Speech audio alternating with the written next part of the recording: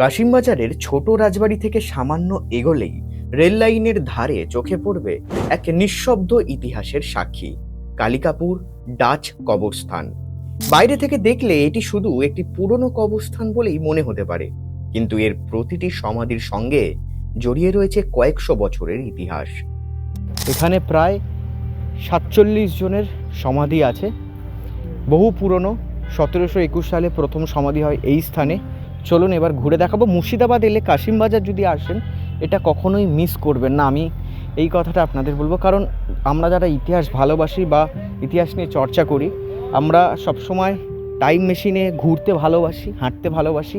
তাই আমি বলবো এই সেমিট্রি এলে আপনারা যারা কলকাতার পার্ক স্ট্রিট সেমিট্রিতে গেছেন বা চন্দননগরের ডাচ সেমিট্রিতে গেছেন, আপনারা খানিকটা মিল পাবেন এই সেমিট্রির সাথে সেই সেমিট্রিগুলোর।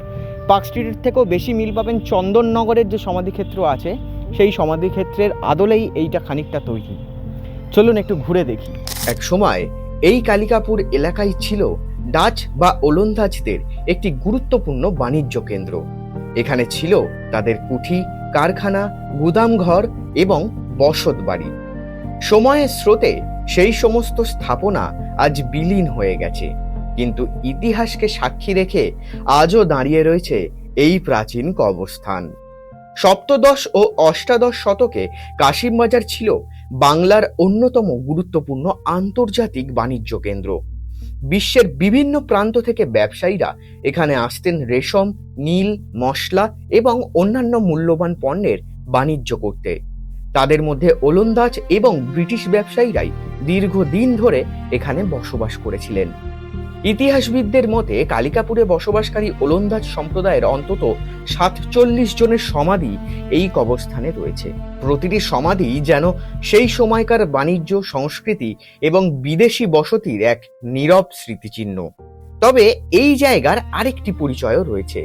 অনেকেরই দাবি কবরস্থানের ভেতরে প্রবেশ করলেই এক অদ্ভুত নিস্তব্ধতা আর গা ছমছম করা অনুভূতি তৈরি হয়। অবশ্য এর অন্তরালে কোনো প্রমাণিত অলৌকিক ঘটনার কোনো তথ্য নেই।